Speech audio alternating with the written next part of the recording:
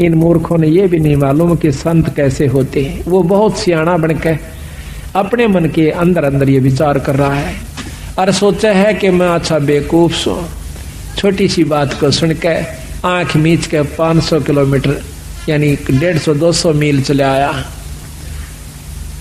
और देखियो मेरे को महात्मा मिला। अपने अंतःकरण को कोस रहा है, अपनी आत्मा को कसोट रहा है कि मैं महामूर्ख हूं, किसे होके कहने से और सच मान के इतनी दूर धक्के खाने आ गया। मेरे आज खूब खोटे लगे। अब बंदी छोड़ तो अंतर्यामी थे, उन्हें पहले पता था कि इसके मन में क्या धारणा आली, तो सभी वहां पर जो बैठे मौजूद भगत जन थे उनको सबको भेज दिया किसी ना किसी कार्यवश, और आपको अपने आप को कहने लगे कि मेरे लिए एक बाल्टी पानी की रख जाओ, मैं स्नान करूंगा। तो भगत जियों ने वहां के जो सेवक थे एक बाल्टी पानी की रख गए और महाराज स्नान करने लगे अपना धोती बांध के। स्नान जब कर लिया तो स्नान करने के बावजूद जो सूखी धोती थी दूसरी धोती बदली, तो महाराज जी ने एक उंगली का ऐसे दूर कर ली, हाथ से न्यू कर लिया। ऐसा महसूस हो रहा कि जैसे इसका कोई चोट लगी हुई है। राम राय वहां पर बैठा था, उसको कहने लगा भाई राम राय, प्रथम तो महाराज ने नाम भी नहीं पूछा था उसका कि तेरा क्या नाम है, और उनका स्वाभाविक नाम ले दिया कि राम राय एक बार आना भाई, मेरे हाथ का चोट लगी हुई है और मेरी यह धोती बांध दे। धोती के ऊपर एक और धोती का हिस्सा जिसको अड़बंद कहते हैं रोहतक की भाषा में, हरियाणा की, यानी ये 3-4 जिला में तो ये अड़बंद कैसे, यानी धोती के ऊपर का जैसे समझ लो एक अलग से कपड़ा बांध ले, लेकिन वो कपड़े का ही एक हिस्सा मजबूतीकरण की खातिर बेल्ट की तरह बांधा जाता है। तो वो कहने लगा इस मेरे अड़बंद को आप अपने हाथ से बांध दीजिए, मेरा हाथ काम नहीं करता।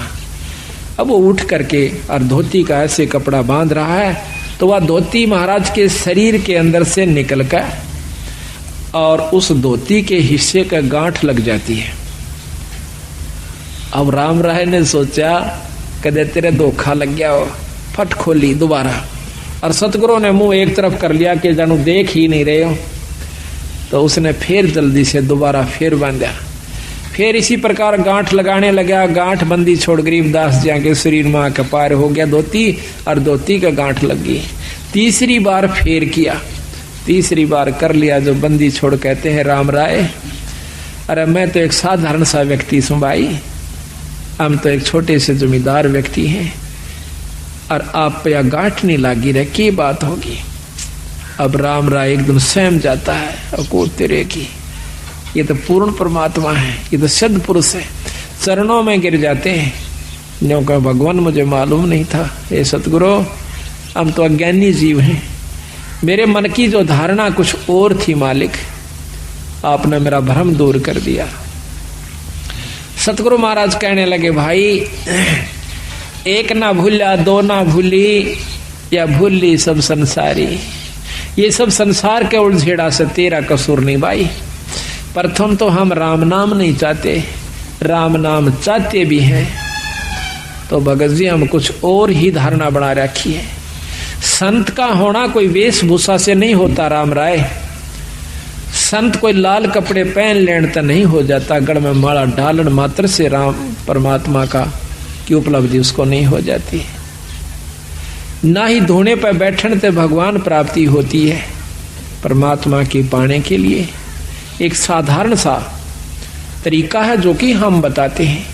तो वो कहता है सतगुरु मैं इतनी दूर से आया हूं और आपकी अमृतमयी मुखवाणी से, आपकी अमृतमयी वाणी से, आपके मुख कमल से सुनना चाहता हूं मालिक। अगर आप मुझे योग्य समझें तो कुछ सतगुरु समझाने की कोशिश कीजिए। तो बंदी छोड़ ने उसका नाम झुमकरा रख दिया कि झुमकरा। भाई झुमकरा क्यों रखा उसका नाम कि उसका मन झूम रहा था, वो डगमग था बेचारा, बहुत विचलित था, तो इसलिए उसको झुमकरा कहा। तो यहाँ कहते हैं वो था विष्णु उपासक थे राम राय जी, क्योंकि पंजाब के अंदर भी बहुत उपासना भगवान विष्णु कृष्ण जियों की यानी 90% अब भी हो रही है। तो यहां बताते हैं कि ले राम राय मैं तुझे समझाता हूं परमात्मा के बारे में। अथ झुमक रे पृष्ठ नंबर 670 सतगुरु गरीबदास महाराज की वाणी के ग्रंथ साहिब का पृष्ठ नंबर 670। नाभ कमल में बैठिए रे झुमकरा, चल बंक नाल के घाट सुनो रे झुमकरा। अब शरीर के अंदर प्रवेश करके उसकी सूरत को अपनी शक्ति से सतगुरु महाराज कहते हैं कि नाभ कमल में बैठिए रे झुमकरा, चल बंक नाल के घाट सुनो रे झुमकरा। नाभि कमल अंदर सूरत समो और नाभि कमल है सुंडी के पीछे ने, इसमें चलिए और वहां से फिर बंक नाल एक नाड़ी से पतली सी उसके महा का प्रवेश जब ये सुरत करती है वह नाड़ी सुरंग के समान लगती है। जैसे दूरबीन को उल्टी तरफ से देखा है इतनी होती है, वह कम से कम 20 फुट लंबी नजर आ कर है और बहुत चौड़ी नजर आवेगी दूरबीन। हम ये लेवल मशीन होती थी हमारे महकमे में, उसको जब उल्टी तरफ देखते थे वह इतनी होती है एक बिलांत की, और उल्टी तरफ से देखते तो वह कम से कम 10 फुट की इतना चौड़ा लंबा उसका विस्तार नजर आया करता था उस लेंस के कारण। इसी प्रकार जब ये आत्मा ये जीव उस बंक नाल में प्रवेश करता है तो फिर ऊपर को यानी इन हड्डी के बिल्कुल साथ साथ अंदर की तरफ रीढ़ की हड्डी जिसको मेरुदंड भी कहते हैं, इसको कड़का बांस भी कहें से, इसके साथ साथ से अंदर की तरफ चलती है। उसमें काफी बंक है, ऐसे नो मोड़ के कभी यूं भी घूम जाती है मेरुदंड के साथ से, कभी सीधी चल रही है, कभी यूं मुड़ जाती है, कभी यूं घूम रही है, इसको बंक नाल कहते हैं। ये कई प्रकार की हैं, इस हर एक शरीर की न्यारी न्यारी बंक नाल है। सूक्ष्म शरीर भी है, स्थूल शरीर की न्यारी है, सूक्ष्म शरीर की बंक नाल अलग है, कारण की अलग है, और फिर इस बंक नाल के पार जीवन जाना हो से। नाभि कमल में बैठिए रे झुमकरा, चल बंक नाल के घाट सुनो रे झुमकरा। इला पिंगला फेरिए रे झुमकरा, उतरो ओगट घाट सुनो रे झुमकरा। इला इला नाड़ी है बाई और पिंगला है दाई। इला पिंगला फेरिए, एक प्राणायाम करना पड़ता है जिसमें पहले इला से सांस लीजिए, फिर पिंगला में छोड़ दीजिए, फिर उल्टा ही पिंगला से वापस लीजिए, वापस फिर इला से छोड़ दीजिए। एक प्राणायाम हो गया। इसको ज्यादा करने से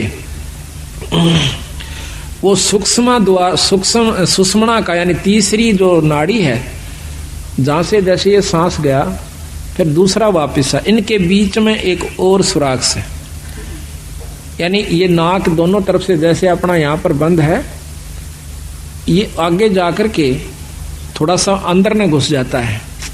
अंदर में घुस के इसके अंदर आर पार स्थान है, जैसे को पशु का नकेल गाल दे नाक फोड़ के और उसमें सुराख, ऐसे इसमें बीच में सुराख है एक बहुत बारीक, और उस सुराख में फिर एक और सुराख है जो ऊपर न चढ़ता है, वो सुषुम्ना द्वार है। तो वहां कहते हैं सुषुम्न स्वरत लगाइए रे झुमकरा, वो खोलो बजर कपाट सुनो रे झुमकरा। अंदर जो वस्तु है वो वहां से शुरू होगी, वो अंदर बजर कपाट से, और वो सतगुरु के नाम की कृपा से खुल सकते हैं। योगी लोग अपनी साधना से खोलते हैं, बहुत वर्ष बीत जाते हैं, और नाम की कृपा से सतगुरु की रजा से इस नाम का इतना प्रभाव होता है, अंतःकरण साफ होकर ये रोम रोम करनाने लग जाएगा, आत्मा समय समय पर रह रह कर ईश्वर को रोना शुरू कर देगी तो समझो आपका सब कुछ खुल गया, सुषमना भी खुल गई, ब्रह्मरंध्र भी खुला हुआ है। तो जब तक प्रेम जीव में नहीं आता तब तक मुक्ति का अधिकारी नहीं होता। जब सत्संग सुनकर उसकी आंखों में तो पानी नहीं पड़ रहा है या सुमरण करते हुए अंतःकरण में उसमें ठेस नहीं लग रही है तो भक्ति प्रवेश नहीं हो पाई है। कोशिश कीजिए और ज्यादा। नाम सुमरण आप कर रहे हो तो सुमरण अपने जगह जमा हो चुका है, आपका हो रहा है, लेकिन अभी कमजोरी फिर होगी। उसका एक और तरीका, फिर सेवा कीजिए। आप सेवा करके देखियो किसी धाम पर अपने बंदी छोड़ के पर अपनी सत्संग में हाथ से सेवा करके देखना, और हो सके तो बर्तन तक साफ कीजिए, हो सके तो जूते तक भी साफ कीजिए, फिर देखना आपका सब कुछ खुल जाएगा। पर ये काम नहीं हो, ये होगा जो बात बनेगी। हम एक बार दिल्ली गए हुए थे, अभी 5-6 महीने हुए, फोटोओं के सिलसिले में एक गुरुद्वारे में चले गए। हमने ये चंवर लेना था। उस गुरुद्वारे जब हम जाते हैं तो हमारे जूते निकलवाए कि जूते निकाल दो जी। जूते निकाल करके टोकन दे दिया और एक ने जूते लिए हाथ में। प्रथम तो उसने साफ किए, माथे से लगाए, फिर दूसरे को दे दिए कि वहां रख दिए, फिर उसने अपने रुमाल से जो लाया हुआ था साथ उससे साफ किए। रुमाल को भी मत्थे से लगा और हमारे जूतों को भी मत्थे से लगा करके, और एक खोखा सा बना हुआ था जूतों का अलग से उसमें धर दिया। अब क्रिया तो वो कर रहे थे और शरीर में गुदगुदी मेरे हो रही थी कि बंदी छोड़े। ऐसा भाव जब हो जावे तो फिर बाकी कुछ नहीं रहता और सही नाम मिल जावे। तो इतना ये सब व्यवस्था बनाने के लिए इस सत्संग की आवश्यकता पड़ती है, ऐसे समागमों की आवश्यकता पड़ती है। अभी तक हमने क्या देखा है कि हम कभी सत्संग में जाते नहीं, जाते हैं तो सिर्फ एक मुश्किल से अपना फॉर्मेलिटी सी करके चले आते हैं। लाभ तो उसका भी है, ऐसा नहीं है, लेकिन वही बात आओ, जितना गुड़ गिरेगा उतना मीठा होगा। यही कारण से थोड़ा सा हिम्मत करो, क्योंकि सबसे बड़ा हमारा अभिमान अहंकार राक्षस है। जब हमने मत्था टेक दिया, जब हमने लंबी डंडौत ही कर दी, फिर कसर कौन सी राख ली? उसके बावजूद फिर अकड़ का है कि जब सर्व सौंप दिया तो फिर अकड़ नहीं। इसको करके देखो कभी तो कितना आनंद आता है। आप सत्कर मान लियो, मुझे तो आप मतलब समय नहीं देते, मैं अब भी आपके जूते साफ कर दूं, ठाकर दर दूं, मुझे कोई न, ये एक मात्र भी ये नहीं है कि मैं बहुत बड़ी पर उस पर पहुंच चुका हूं ना। ये जीव जब तक इस सृष्टि में है वो कुछ भी नहीं है। यहां से निकल ले जब जानिए तो हमारे अंदर ये बात कभी भी घर नहीं कर दी कि मैं संत हो रहा हूं और मेरे सैकड़ों हजारों शिष्य हो गए, मैं बहुत बड़ा बन गया। कुछ भी नहीं हो, जीव का जीव हो। अगर ये यहाँ से छुटकारा नहीं हुआ, अगर आखिर में भी पैर उलझ गया तो भी ज्यों का त्यों है, चक्कर फिर लंबा चौड़ा से। महाराज की कहते हैं कबीर, मन के मते ना चालिए, इस मन का के विश्वास, और साधु जब लग डर कर, जब लग पिंजड़ सांस। जब तक तेरे शरीर में सांस है ना तब तक विरा रहना सावधान है। अड़ब बड़े बड़े बिगड़ गए। ऐसे ऐसे ऋषियों का प्रमाण मिलता है। पाराशर जैसे, श्रृंगी ऋषि जैसे, जो सारा दिन में एक बार वृक्ष की छाल का जीभ लगाया करते थी और उससे उनकी भोजन तृप्ति हो जाया करती थी। ऐसी साधना उन्होंने एक खेचरी मुद्रा से कर ली जाती है। अब कबीर गरीबदास जी ने में बताया कि देख भाइयों के रोला से एक खेचरी मुद्रा होती है, उसको जीभ अपनी उठाकर और वापस लगाई जाती है तालू के ऊपर। इसका अभ्यास कर लीजिए आप लगातार, आपके शरीर में एक अमृत श्रवण हो जाएगा, अमृत टपकना शुरू हो जाएगा। इस तालू के ऊपर या जीभ से ऊपर लटके से ना, इसके ऊपर एक अमृत सरोवर है, उसमें अमृत है, हमारे शरीर में पानी सा है। और जब इसको हम ऐसे जीभ को वापस मोड़ कर और उसको लगा लेते हैं तो वो अमृत हमारे शरीर में प्रवेश करना शुरू कर। उसमें एक सुराख सा बारीक सा, इतना बारीक है कि बाल हो से ना, बाल से भी कम है वो सुराख, और जब हम वापस जीभ मोड़ते हैं तो वो वहां से थोड़ा सा उसके ऊपर एक पत्ता रखा हुआ है, बहुत मामूली सा, यानी सुराख वो होगा तो उसका ढक्कन कितना का होगा ये भी हिसाब ला लो। तो वो थोड़ा सा उसका भी चौथा हिस्सा खिसकता है, उस बाढ़ से भी कमजोर स्थान पर दूरबीन भी मुश्किल से देख पाओ सुराख को, और फिर उसके ऊपर से वो थोड़ा सा खिसक जाता है ऐसा करने से, ये अभ्यास से, तो उसमें से वो थोड़ा सा अमृत आ जाता है, तो भूख प्यास खत्म हो जाती है। तो वो सारा दिन में एक बार कहते हैं ऐसे जीभ लगाया करता था। तो उसको जीभ लगाया करता था, तो एक राजा ने उसको, हाँ, उसने सोचा कि तेरे को बहुत बड़ी उपलब्धि होगी है। वो अयोध्या के एक थोड़ी सी बनी होती है जो गांव से बाहर, शहर से बाहर थोड़ा सा जंगल होता है, उसमें बैठ गया आकर। अब देखा, एक ने देखा, दो ने देखा, चार ने देखा, गांव में शहर में सुरसराट मच गया कि एक महान संत आया हुआ है, सारा दिन समाधि में रहता है, एक बार जुबान लगावे से वृक्ष के और कुछ नहीं खाता। आसपास के दर्शन करने की खातिर टोल के टोल जान लग गए, औरतें भी, बहन भी, माई भी सब दर्शन कर कहाँ पर वो आंख कौन खोला है, न्यों बैठा रहा। बहुत सुंदर शरीर, नौजवान। कहते हैं राजा दशरथ की लड़की शांता नाम था उसका। राजा दशरथ के शांता होने के बाद कोई पुत्र प्राप्ति नहीं हुई। कौशल्या से उत्पन्न हुई थी, बड़ी लड़की औरत से, कैकेयी से, ना कौशल्या से। तो उसके बाद कोई संतान नहीं हुई। तो कौशल्या जवान हो, शांता जवान होगी थी, वह भी देखने जाया करती थी ऋषि ने। तो उसने क्या किया, राजा की लड़की थी, और तो डरे थी, पर राजा की लड़की थी, उसने क्या किया, शहद लेगी साथ में। जहां पर भी उस ऋषि ने ऐसे जवान लगाई, उसने देख लिया, वहां पर थोड़ा सा शहद लगा दिया पहले से। जब ऋषि ने अगले दिन उस पर जुबान लगाई, फिर शांत हुआ। अगले दिन फिर लगा दी, फिर शांत हुआ। तीसरे दिन उसने आंखें खोल ली, सामने शांता बैठी है। तो वो भोजन भी साथ बना के ले जाया करती कि जिस दिन आंख खोले महाराज को मैं भोजन कराऊंगी। भोजन करा दिया।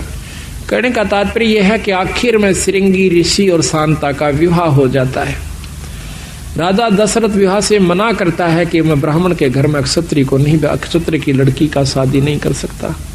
शांता उनके साथ चली जाती है, रामचंद्र जी की बहन। तो महाराज कहते हैं श्रृंगी ऋषि से वन में मोहे, यानी इस मन का कोई भरोसा नहीं। सतगुरु महाराज कहते हैं सावधान रहने में फायदा है। तो साधु जब तक लटक रहे, जब लग पिंजर श्वास, जब तक अपने आखिरी शरीर में भी को थोड़ा बहुत भी रह रहा है, तब तक बच के रहने में फायदा से। ना जानिए कब और के को मत पैदा कर दे, वह मन खुद काल है। तो यहां बताते हैं कि वो खेचरी मुद्रा करने से उसमें ये शक्ति आ जाती है शरीर में, तो फिर परमात्मा प्राप्ति नहीं है उससे। हम उसी को ये मान लेते हैं कि इसको बहुत लाभ हुआ, ये बहुत बड़े संत है। अब देखिएगा, इस कुत्ते ने एक बार इसको रेन लाइए भगत जी, एक टूक गेर दे, और इसकी ये फिल्म लेना भगत जी, इस कुतिया की। अब इसको देखकर भी कालजा नहीं हिलता है, एक रोटी गेर दो इसको, वो आप जाना भगत जी वहां पर। वो फिल्म कुत्ती की देख पूरी अच्छी तरह उसकी खाज लगी हुई है, के हाल हो रहा है इस बेचारी का। और ये भी कभी मनुष्य शरीर में थी, ये कभी प्राणी भी होगी, पटरानी भी होगी, आम औरत भी रही होगी, मनुष्य भी रही होगी। आज इसकी के हालत हो रही से, एक टूक की खातिर, एक रोटी खातिर या दर दर भरम रही है। और हम अब भी आंख नहीं खोलते, इतना ज्ञान होए पाछे भी, तो भाई बहुत कमजोरी में सो आप। तो महाराज कहते हैं सुषमण स्वरत लगाइए राय झूमकरा, वो खोलो बजर कपाट सुनो राय झूमकरा। काया नगरी जद बस राय झूमकरा, जद घर आवे आठ सुनो राय झूमकरा। ये काया नगरी जब बसेगी, जब भगवान भजन के काबिल होगी, जब इसमें सील, संतोष, विवेक, अक्षमा, भाव, भक्ति, नम्रता, दया, ये 8 प्रकार की व्यवस्था उत्पन्न हो जाएगी, अहंकार खत्म हो जाएगा।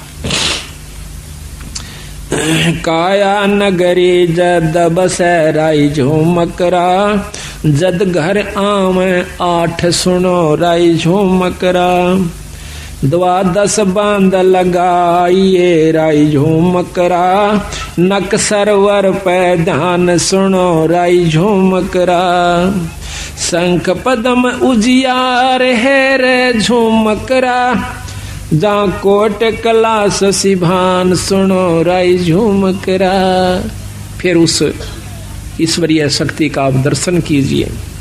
जहाँ दौना मरुआ फूल है राई झूमकरा, अक्षय वृक्ष स्थान सुनो राई झूमकरा, राय चमेली केवड़ा रे झूमकरा, सूरजमुखे शोभान सुनो राई झूमकरा, सुरत नरत 2 अंसणी रे झूमकरा, मान सरोवर नाम सुनो रे झूमकरा। के अंदर जब आप जाओगे, अंदर ईश्वरीय शक्ति की आपको झलक होना शुरू होगी। अब कोई तो शुरू में ही प्रकाश नजर आता है, कोई भी इष्ट है, कोई भी देव है, उसका प्रकाश होता है। योगी जन या साधक जन, भगत जन, एक बार थोड़ी सी ऊपर झलक हो जाती है किसी प्रकाश की, किसी इष्ट की, तो वो सोच लेता है कि मैंने बहुत कुछ प्राप्ति होगी। तो कहते नहीं, अभी तो बहुत ऊपर जाना है। जैसे 0 के बल्लभ का भी प्रकाश होता है और 60 के बल्लभ का भी प्रकाश होता है, 100 का भी, मरकरी का भी, 1000 वाट के का भी, पर उसमें अंतर होता है। इसी प्रकार हर इष्ट में, हर परमात्मा में ब्रह्म, पारब्रह्म, पूर्ण ब्रह्म, इनमें सब मंत्र बताया सतगुरु महाराज ने कि जब तक आप पूर्ण ब्रह्म से नहीं आपका संपर्क होगा, वो भक्ति नहीं मिलेगी, तब तक आप मुक्त नहीं हो सकते। लेकिन अभी तक जो ये झलक दे रहे हैं, जो झुमकरा को, राम राय को ज्ञान था 3 लोक की भक्ति का, वही बता रहे हैं। अनभय मालन ओह तेरी रे झुमकरा, फूलन सेज बिछाई सुनो राई झुमकरा, छतर सिंहासन श्वेत है रे झूमकरा, पलकों चौरा डुराई सुनो राई झूमकरा, अरस देवंगना गाँव ही रे झूमकरा, अनहद सबद घमोड़ सुनो रे झूमकरा, बिन पग का जा पंथ है रे झूमकरा, मकर तार की डोर सुनो राई झूमकरा, और कहूँ कुछ और है रे झूमकरा, बिन देही का देव सुनो रे झूमकरा, स्वर्ग रसातल में बसे रे झूमकरा, जाके कर ले सेव सुनो राई झूमकरा, 3 चरण चंता हमणी राई झूमकरा, गर्दन गरीब मरोर सुनो राई झूमकरा। इस प्रकार सतगुरु महाराज उनको बता रहे हैं कि भाई इस प्रकार आप अंतःकरण में जा, अपने अंदर में, शरीर में प्रवेश कीजिए, फिर उस ईश्वरीय शक्ति का आप लाभ लीजिए। अगर जब तक आप ये लाभ नहीं पाओगे, तब तक ऊपर की बातें तय पूर्ण लाभ प्राप्ति नहीं होगा। केवल पाठ मात्र से भी लाभ नहीं है, केवल आपको धाम पर जाने से भी लाभ नहीं होगा, केवल सत्संग मात्र कराते रहने से ही लाभ नहीं होगा, जब तक आप अपने अंतःकरण में झांक कर नहीं देखोगे। लेकिन इन सारा के बिना ये काम नहीं हो सकता। ये कार्य सारे जरूरी हैं। खेत को पहले संवारा जावा से, उसको संवार करके फिर बीज बोया जाता है। बीज बोने के बाद भी उसकी बहुत संभाल करनी पड़ती है, जब जाकर के हम उसकी पूरी परिपक्व फसल ले सकते हैं। इसी प्रकार परमात्मा के नाम पर लगने पहले सत्संग की आवश्यकता होती है। नाम लेने के बावजूद सेवा, सत्संग और दान धर्म की पूरी आवश्यकता पड़ती है। साधुओं की सेवा, संतों की सेवा, सत्संग की सेवा, ये भी साथ चलेगी। जिस प्रकार खेत में बीज बोए पाछे उसमें खाद, पानी, रखवाली, सारी चीज की आवश्यकता पड़ती है। ठीक इसी प्रकार नाम ले लेने मात्र से कोई न सोचे कि ईब में अपने आराम से घर बैठ कर ही भक्ति कर सकते हो, घर बैठ करके। पर आज के युग में इतना सुलभ नहीं है कि आप घर बैठ करके ही इन बुराइयों से बचे रह सकते हो। ये तो बार बार जैसे कितना ही सुथरा मकान हो और सारे के चिप्स ला रखी हो, उसको आप बंद कर दीजिए, एक हफ्ते के बाद खोलिए, उस पर दो सूत उस पर धूल जमी मिलेगी। जबकि खूब बंद कर दिए खिड़कियों को, दरवाजों को, फिर भी उसके ऊपर डस्ट यानी धूल जमी पाओगी। मेज पर देखना कपड़ा मार के एक हफ्ते के बाद। इसी प्रकार अगर आप सत्संग में नहीं आओगे तो आपके अंतःकरण में इतना मैल जमा हो जाएगा और एक समय ऐसा होगा कि आपको सुमरण और सत्संग कड़वा लगने लग जाएगा। आज आपने प्यारा लगा पर उस समय ये आपको सुहावा नहीं गा। कई बार आप पाठ करना चाहते हो, नित्यनेम नहीं कर पाते। कई बार नाम पर लगाना चलते हो, मन को मन नहीं लगता, कहीं और उलझेड़े मुड़ जाता है। कोशिश करने से भी नहीं लगता, उस दिन आनंद नहीं आता आपको। कारण क्या है कि आपके अंतःकरण में कोई मैल आ गया, किसी कारण से भी, किसी की द्वेषता का, किसी प्रिय मित्र की और कोई अप्रिय घटना का कोई भी विक्षेप आ चुका है, जिसके कारण आपको वो प्रिय वस्तु आज फिर अप्रिय होगी। तो इसी प्रकार सत्संग में आने से जानकारी होती है कि ये कोई काहू का है नहीं, झूठा संगी साथ या कोई किसी का नहीं। कबीरा चंता तो सतनाम की और ना चंता दास, और जय कोई चंता नाम बिना वह काल की फांस। ये काल की पास है, काल इसको फंसा के रखने की खातिर उसके मन में सो विक्षेप क्रोध अहंकार या कोई चिंता फिक्र बनाए रखे कि कहीं ये भक्ति भाव में ना लग जाए। तो उस दिन और ज्यादा भक्ति करे, परमात्मा का नाम लेवे, कोई किताब धार्मिक पढ़ लेवे, अपने गुरु से मिलन की कोशिश करे, संत से मिलन की कोशिश करे, आसपास कोई सत्संग हो तो उसमें जाने की कोशिश करे, ताकि आपके मन का जो अंतःकरण के अंदर जो विकार आया हुआ है वो ठीक हो जाए। घर में नहीं ठीक हो सकता, या तो सुमरण अधिक करे, ना चाहते हुए भी करे उस सुमरण को, उस दिन फिर आप ठीक हो जाओगे। इसी प्रकार सत्संग की आवश्यकता पड़ती है। तो ये बहुत लंबा प्रकरण कबीर साहब ने दिया है, गरीबदास जी ने दिया है, उनके बारे में जो मकरा को बताया है। इन्होंने ऊपर बताया कि इससे ऊपर एक और शक्ति है भाई, वो क्या है? ब्रह्मा विष्णु में से, क्योंकि वो खुद भी विष्णु उपासक थे राम राय जी। सकल भेद तो से कहूँ राजो मकरा, सुनियो शब्द संदेश सुनो राजो मकरा। अब ये योगियों का मार्ग तेरे बस का कोना भाई राम राय। ये ना तो आप ऐसा साधन अपना सकते, ना इतना समय आपको मिल सकता। अब बताता हूं सही भेद। एक शब्द संदेश, गुरु से उपदेश लिए पूरे संत है, नाम वो भी हो जो वही हो जो कि जो प्रमाणित है। फिर वो गुरु के पास वो सार नाम हो, और सार नाम के बाद आपको शब्द प्राप्ति करवावे। सार नाम के बाद शब्द का नंबरा होगा। तो जब तक शब्द प्राप्ति नहीं होती तो भी आप पूर्ण मुक्ति के अधिकारी नहीं हो पाओगे। तो इतना गजब काम है। तो महाराज कहते हैं सकल भेद तो से कहूँ रे झूमकरा, तुम सुनियो संत संदेश शब्द संदेश सुनो राय झूमकरा। इन नैना दिखलाइए रे झूमकरा, कैसा है वो देश सुनो राय झूमकरा। अब बंदी छोड़ कहते हैं कि ना तो इतना समाधि यानी ये कोशिश करने की आवश्यकता प्राणायाम आदि की, मेरे शब्द में मेरे नाम में वो शक्ति आपको इन आख्यात नो का नो आंख खुली है और सुरत सतगुरु के चरणों में जा चुकी होती है। इसको सहज समाधि कहते हैं। ये मेरे नाम में शक्ति है, मेरे शब्द में शक्ति है। सकल भेद तो से कहूँ राय झूमकरा, सुनियो शब्द संदेश सुनो राय झूमकरा।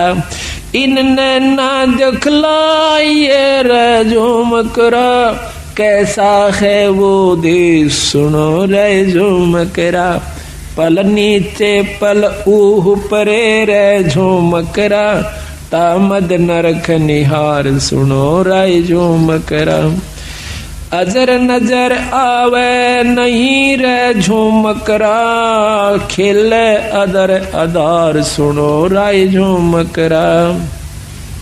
दैणे बामे आंगणे रे झुमकरा, स्वर्ग रसातल बहन सुनो रे झुमकरा।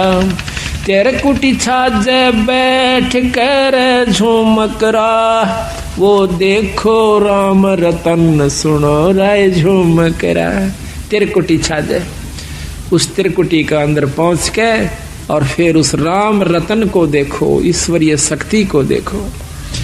सन का दिक नारद रटे रे झुमकरा, ये रट ब्रह्मा विष्णु महेश सुनो रे झुमकरा। अब अपने उसको बताते हैं सतपुरुष को कि जिसको ब्रह्मा विष्णु महेश भी जिसका नाम जपते हैं, उस शक्ति को उससे संपर्क बना भाई। सहस फुना मुख गावई रे झुमकरा, ये ध्यान धरत है शेष सुनो रे झुमकरा। नैन रख रे झुमकरा, ये बगल बिदा को देख सुनो रे झुमकरा।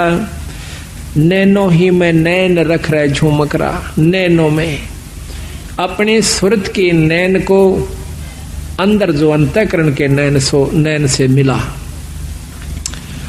दास गरीब अतोल है रे झुमकरा, अवगत पुरुष अलेख सुनो राय झुमकरा। वो पूर्ण ब्रह्म परमात्मा सतपुरुष सतलोक के अंदर है और उससे आप संपर्क करो। ऊपर क्या क्या चीज बताई महाराज ने कि सतलोक में क्या है।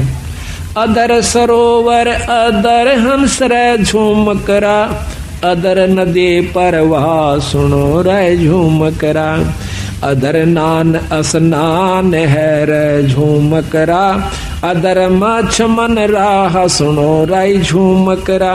अदर बाग बेले बने रे झुमकरा, अदर फूल गुंजार सुनो रे झुमकरा। अदर समाधि लाई रे झुमकरा, अदर देख दीदार सुनो।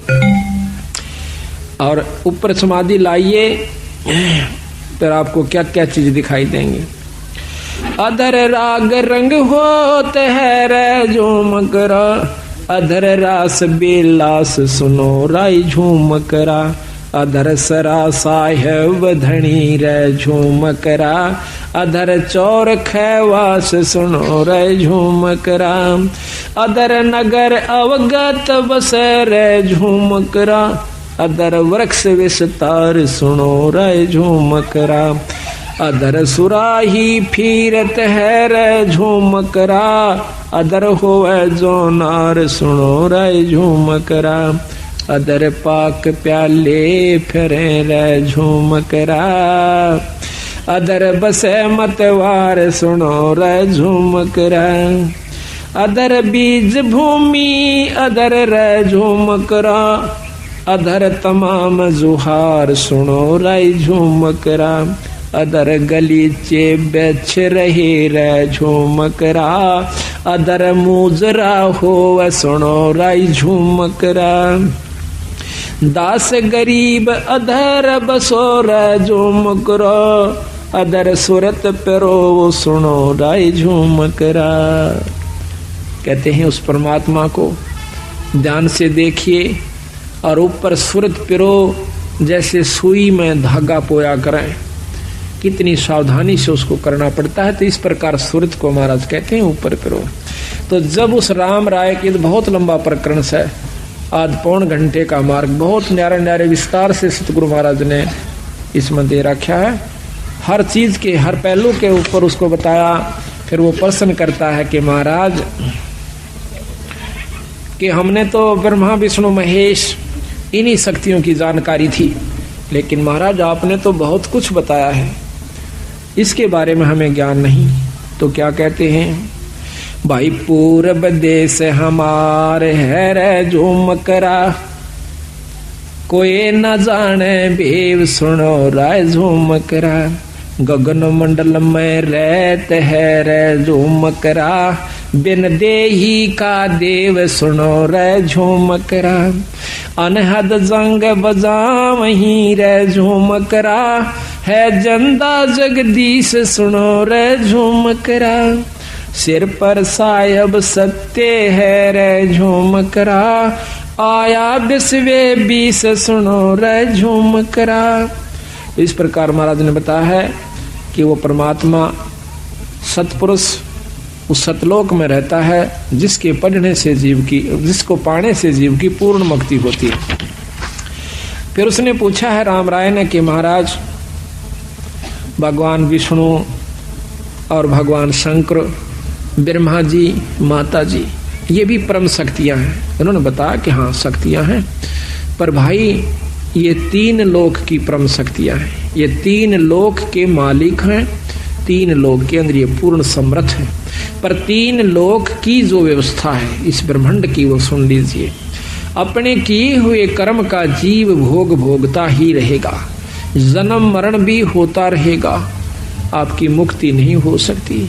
तो राम राय कह नहीं महाराज, मुक्ति तो चार, चौथी मुक्ति, चार मुक्ति हो जाती है। तो चारों मुक्तियों का वर्णन करते हुए बंदी छोड़ कहते हैं कि चौथी मुक्ति के योगी जन कहाँ जाते हैं? परम चौथी मुक्ति है, वो ब्रह्मलोक में चले जाते हैं। और आप पढ़ के देखिए, इसमें शक्ति पुराण में साफ लिखा हुआ है। और सुख सागर है एक बहुत अच्छे संत के द्वारा रचित, उसने लिखा है कि जो योगी जन बहुत अच्छी समाधिस्थ होकर के और बहुत अच्छी साधना कर लेते हैं, वो ब्रह्मलीन हो जाते हैं। ब्रह्मलीन कैसे होते हैं? ब्रह्मलोक को चले जाते हैं, जो निरंजन का लोक है, जिसको महास्वर्ग कहते हैं। उसमें अपनी की हुई कमाई को खाए के कोई 10 लाख वर्ष, कोई कई युगों तक, और चौथी युग मुक्ति ऐसे होती है जब तक ये महाप्रलय नहीं होती तब तक वो स्वर्ग में रहेगी वो जीवात्मा। और जब उसकी चौथी मुक्ति खत्म हो जाएगी वो फिर जीव रूप के अंदर इस मृत मंडल में ऐसे चक्र काटेगा जिस प्रकार आज हम काट रहे हैं। तो राम राय कहने लगे महाराज इसका कोई समाधान नहीं है कि ये जीव मुक्त हो जा। अख है भाई, पर वह कड़वी दवाई है, तुम ले नहीं सकते। है आसान पर कड़वी दवाई है। कड़वी क्यों महाराज? कड़वी न्यू है कि तुम जिस रंग में रंग चुके हो इससे ऊपर नहीं उठ सकते। हम इन शक्तियों का आदर करते हैं, हम इन शक्तियों का यथोचित आपको लाभ व स्थान बता रहे हैं, और वही आपके शास्त्र बता रहे हैं। और फिर हम यहाँ से कति छुटकारा आपको दिवा करके और अपने लोक में ले जाएंगे, सतलोक में। वो कहा महाराज सतलोक, वो सचखंड सुन्यासी, हाँ सचखंड, वो कौन सा है? कि वही विष्णु लोक सचखंड है। हाँ वो भी सचखंड है, विष्णु लोक भी सचखंड है, वो सतलोक है। लेकिन असली देखो, राजधानी तो चंडीगढ़ भी है और राजधानी दिल्ली भी है।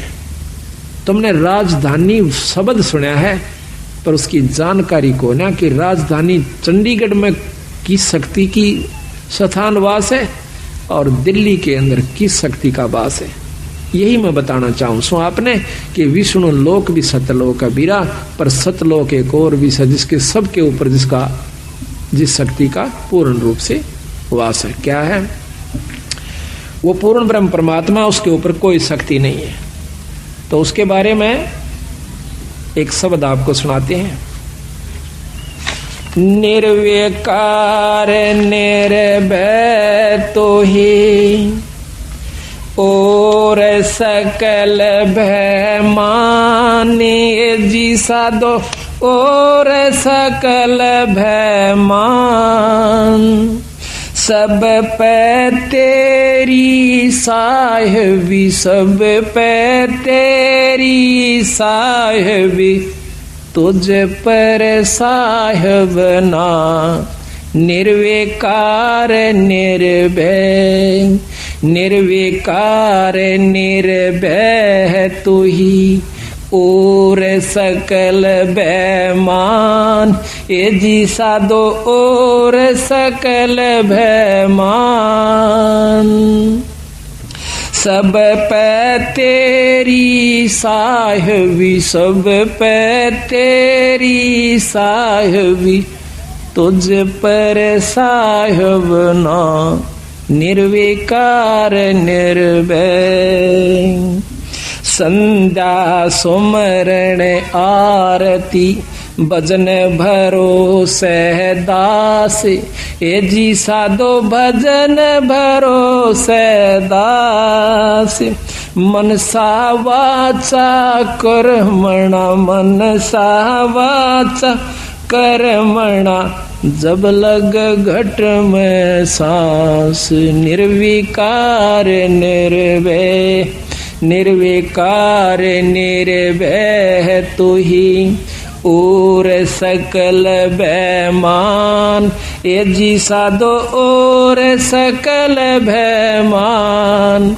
सब पे तेरी साहबी, सब पे तेरी, तुझ पर साहब ना निर्विकार निर्भय। सांस सांस में नाम जपो, व्यर्था सांस मत खो, ये जी साधो व्यर्था सांस मत खो।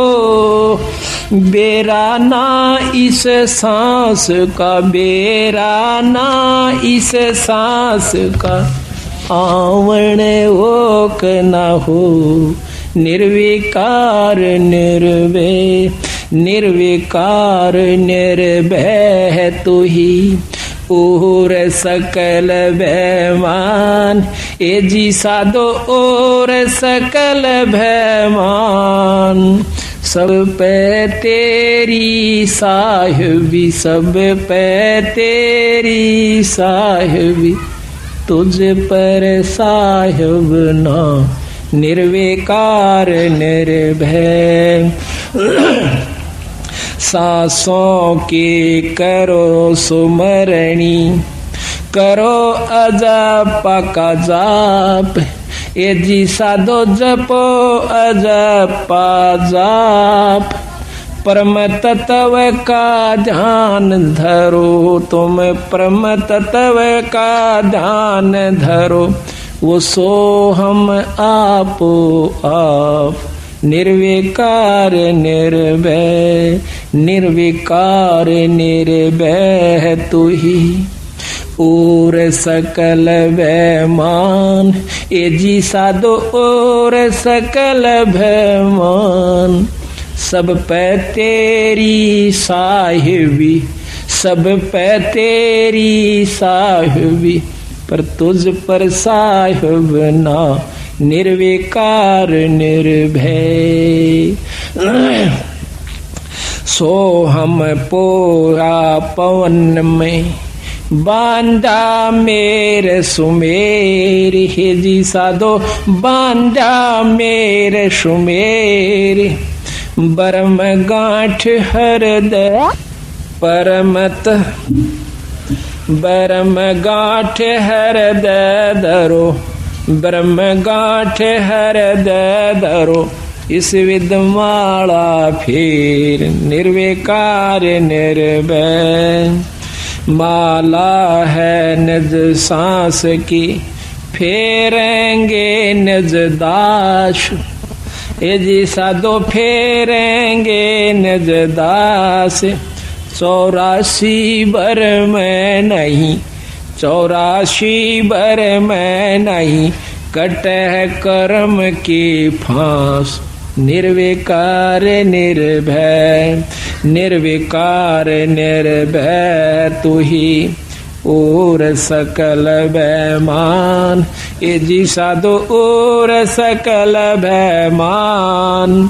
सब पर तेरी साहिबी, सब पर तेरी साहिबी, पर तुझ पर साहिब ना निर्विकार निर्भय।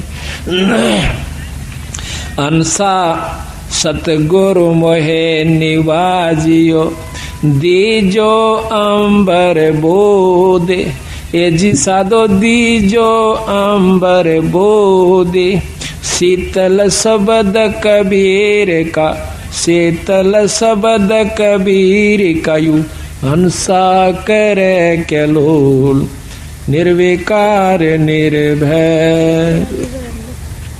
हंसा मत डरियो हो काल से, अब बंदी छोड़ कहते हैं, हंसा मत डरियो हो काल से, करो मेरी प्रतीत, ये जी साधो करो मेरी प्रतीत, अमर लोक पहुँचाहियो, अमर लोक पहुँचाहियो, चले सो भव जल जीत, निर्विकार निर्भय, निर्विकार निर्भय तू ही और सकल भयमान, ए जी साधो और सकल भयमान, सब पे तेरी साहिबी, सब पे तेरी साहिबी, तुझ पर साहिब ना, निर्विकार निर्भय।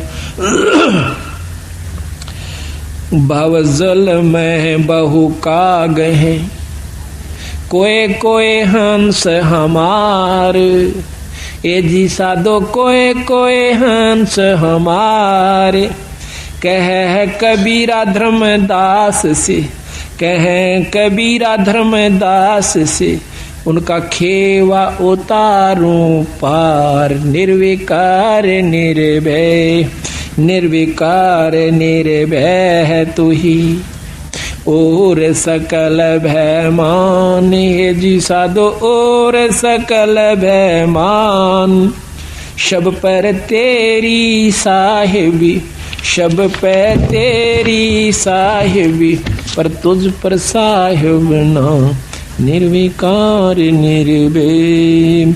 अविनाशी की आरती गावे सत कबीर, ए जी साधो गावे सत कबीर, कह कबीर सुर नर मुनि, कह कबीर सुर नर मुनि, कोई न लागे तीर, निर्विकार निर्भय, निर्विकार निर्भय तू ही और सकल भयमान, ए जी साधो और सकल भयमान, सब पे तेरी साहिबी, सब पे तेरी साहिबी, तुझ पर साहिब ना, निर्विकार निर्भय। अब देखो बंदी छोड़, इसमें सारा भेद देगी। धर्मदास जी विनती करते हैं कि परमात्मा अब मुझे ज्ञान हुआ मालिक कि तेरे ऊपर कोई शक्ति नहीं है। पहले वो राम कृष्ण के उपासक थे और वृंदावन के अंदर गए हुए थे। उसका एक बहुत बड़ा विवरण है, उसको हम कल लेवेंगे, बहुत ढंग से आपको समझाएंगे किस प्रकार उन्होंने भ्रम को तोड़ा और फिर कितनी लगन उस पूर्ण ब्रह्म लाग गई जब उसकी मुक्ति हुई। धर्मदास को बता, धर्मदास तेरे असंख्यों जन्म हो लिए भाई, ई बताएं तो मुक्ति तेरी को न ली से, और बेराना कितने बार तो सिद्ध पुरुष भी रह लिया, पर भाई जब तक हमारी शरण में आ जाएगा नहीं आएगा तब तक तुम पार नहीं हो सकते। अब इसमें साफ बता गए कि सांस सांस में नाम जपो और व्यर्था सांस मत खो, और ना जाने इस सांस का तेरा आमन हो कि ना हो। सांस का सुमरण है, सांस के सुमरण को देने वाला शायद ही कोई एकाध संत आपको मिलेगा। फिर सुमरण वो देता किस नाम का है, उस नाम से उपलब्धि क्या होती है, ये भी न्यारा वर्ण दे रखा है। फिर सार नाम की आवश्यकता पड़ती है, फिर सार शब्द उससे प्राप्ति करवाई जाएगी जब उस जीव का छुटकारा होगा यहाँ से। अरे हम माड़ी सी बात को लेकर के और अपने मन में नो सोच लेते हैं कि बहुत भक्ति कर ली, बतेरी बार सत्संग में जा चुके हैं, अब ज्यादा की आवश्यकता नहीं है, अपनी घर में भक्ति कर लेंगे। घर में जरूर करो पर सत्संग को मत चूको। साल में 6 महीने में 2 महीने में जब भी आपको मिल जाए तो अवश्य सत्संग में आइए और पूर्ण लाभ आपको प्राप्ति होगी। तो इसी प्रकार जब हमने पूर्ण ज्ञान होता है तब इस बात में की जानकारी होती है। थोड़ा सा भ्रम विदूषण का अंग आपको सुनाएंगे सतगुरु का। अच्छा अभी थोड़ा सा पहले ये लेते हैं, करियो भाई हॉर्न रखना का।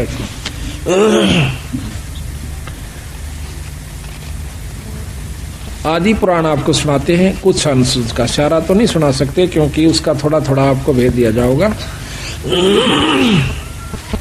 आदि पुराण से इस बात की पूर्ण रूप से जानकारी हो जाती है कि बंदी छोड़ कबीर गरीबदास जी पूर्ण परमात्मा थे।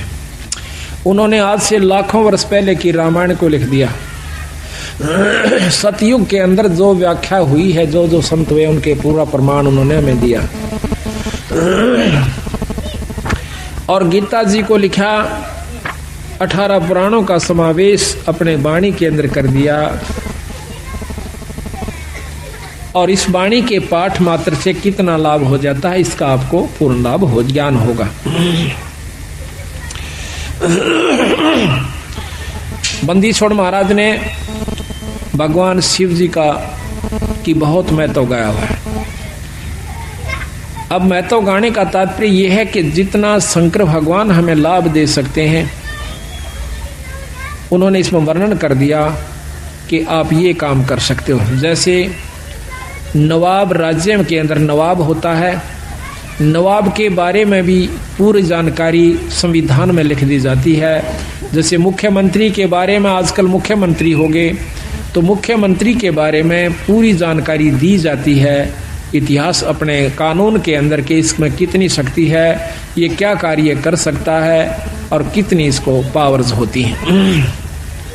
फिर इसके बाद प्रधानमंत्री की भी लिखी जाती हैं। इस प्रकार गरीबदास महाराज का ये ग्रंथ साहब परमात्मा का संविधान है। इसमें जिस इष्ट की जितनी शक्ति है वह खोल कर लिखी है और उसका लाभ बताया है और फिर उसकी हानि बताई है। तो यहाँ पर आपको आदि पुराण के अंदर बंदी छोड़ की वाणी का थोड़ा सा देंगे झलक।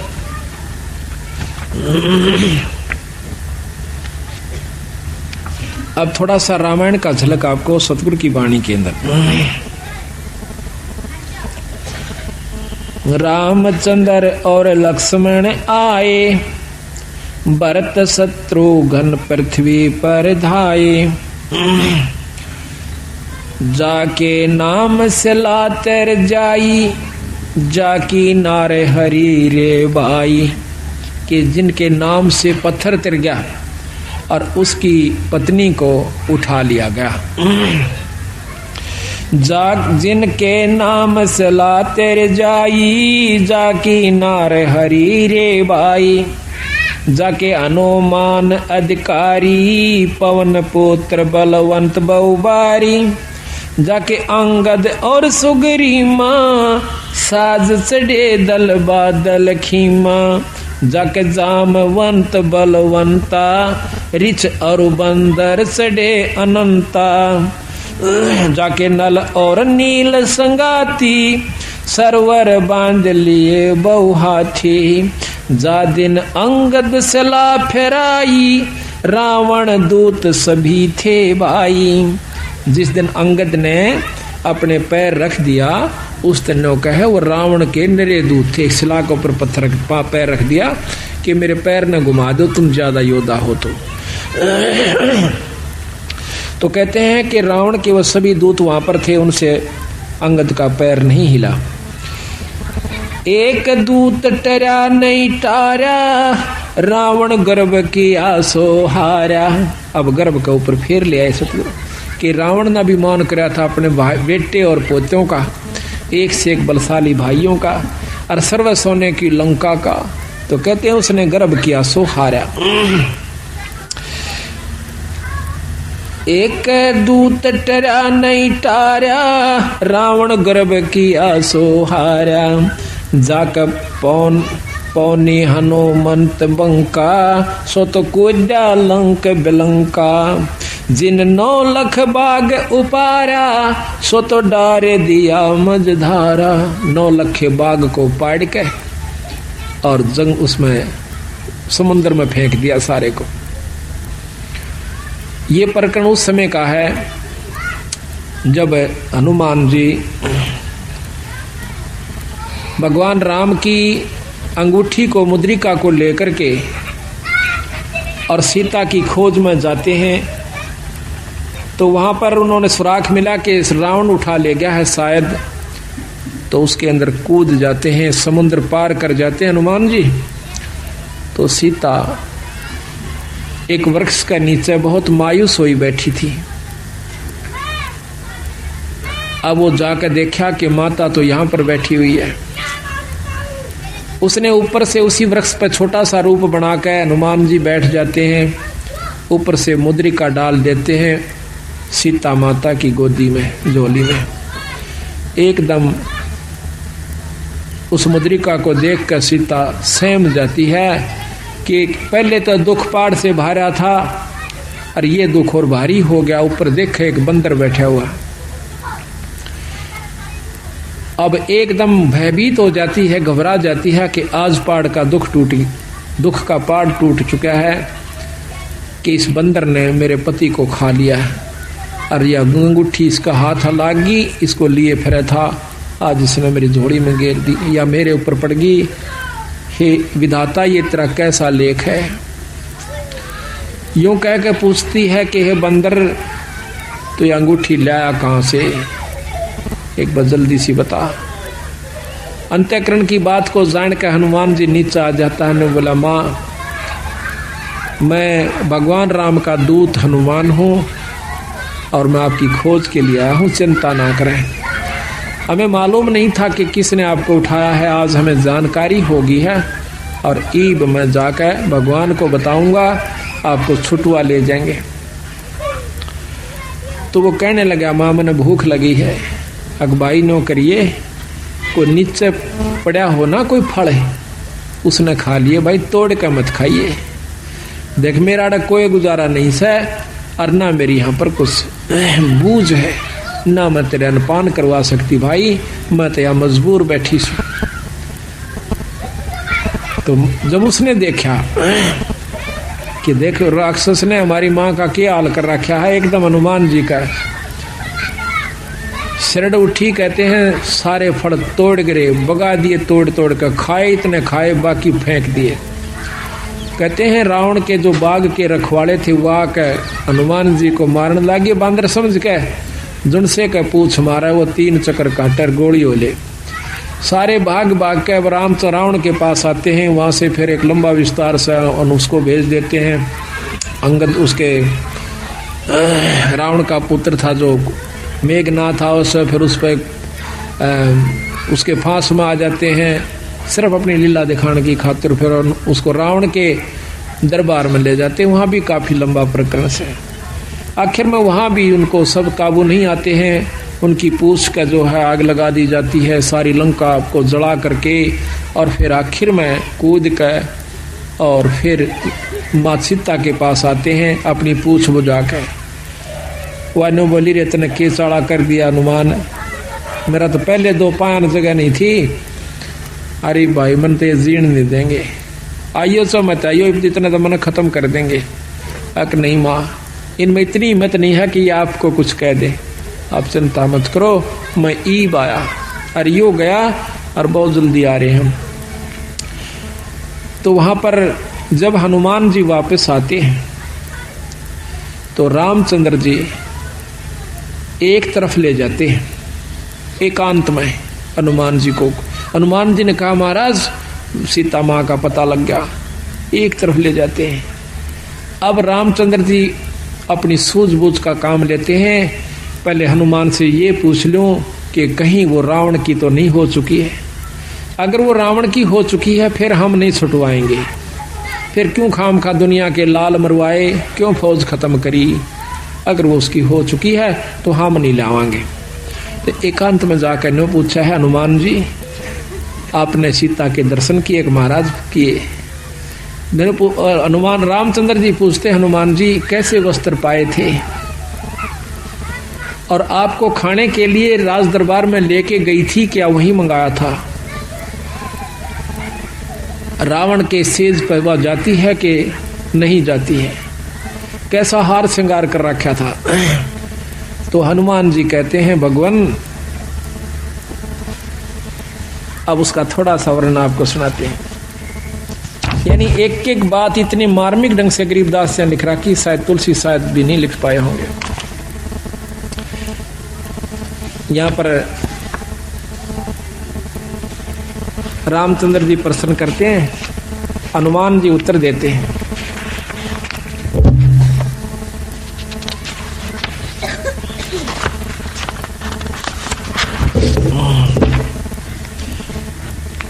अब राम